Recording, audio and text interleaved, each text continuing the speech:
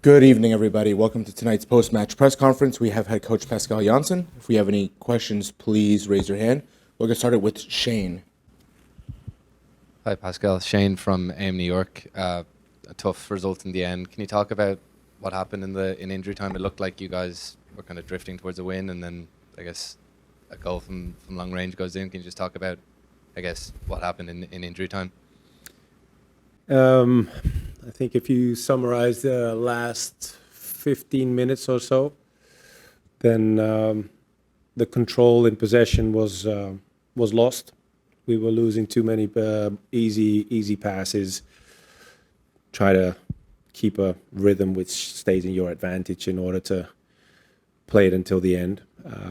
But then with the throw-in, where we concede the third goal, that's where we are completely out of shape in this moment.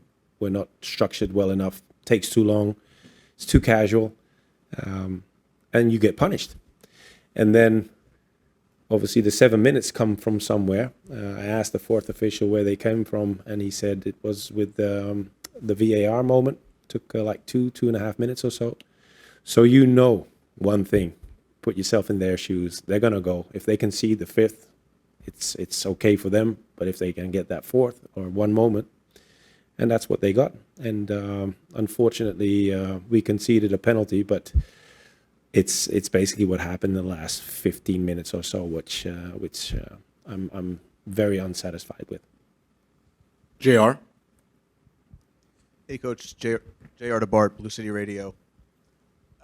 As a coach, how do you kind of balance this particular game? Because there were a lot of positive things that happened, especially offensively. Mm-hmm. So in terms of like your overall takeaway to the guys, obviously the result at the end is not what you want, but what is kind of your main message to them? Do you have some things positively that come out of this game, or is it too raw right now? No, it's definitely too raw right now, because if you look at the games that we've played from, I would say, Miami onwards, there's a few things that happen in the game against Miami, which I've seen also come back in the other games, and it's been specifically addressed, dealt with, and made ourselves aware of a couple of things that have to be banned from our game in order to have the results that we're looking for and that we might even deserve. But on the other hand, if you're very stubborn to learn from these moments, they will come back and haunt you at some point. So today is a game where I think it's almost in the same category as St. Louis, where you control the game.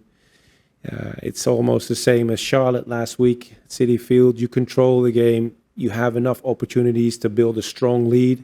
Even today, you have an opportunity to bring to create a stronger lead.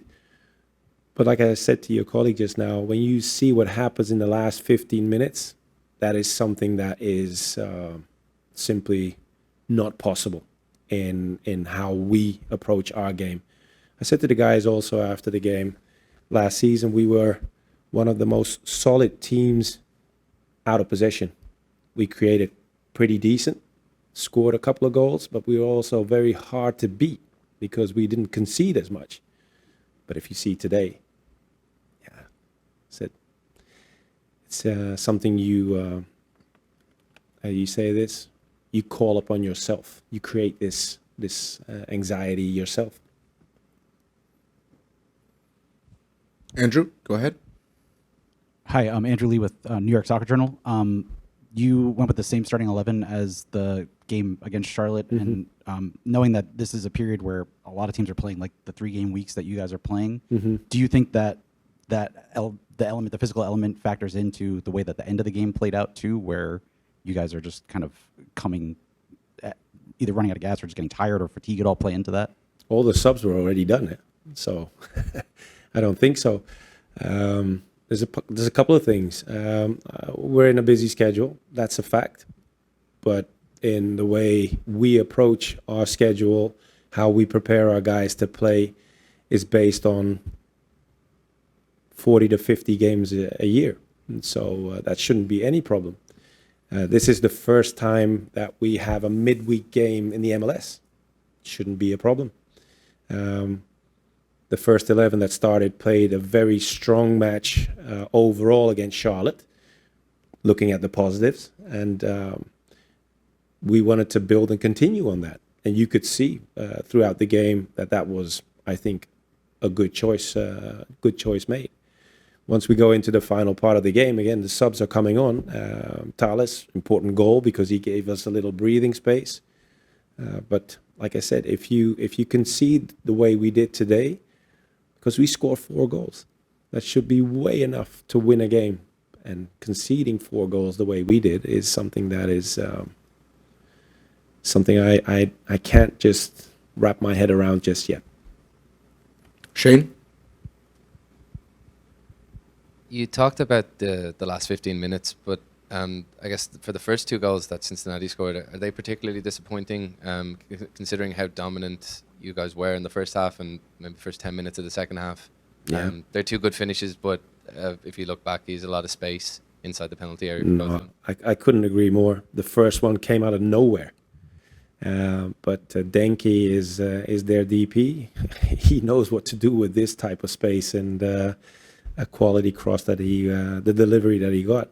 So that was one in the category, like I tried to explain just now. It's impossible, especially for a team with our qualities and knowing that we are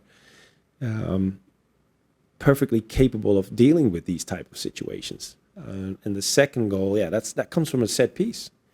And I know you do your homework. What happened against Miami? It's a set piece. The third goal, it's a late situation from a corner, and we get done. It's a set piece against Vancouver just before halftime. So, but we'll get it right. Don't worry, we'll get it right. But it hurts now because it was so unnecessary tonight. So unnecessary.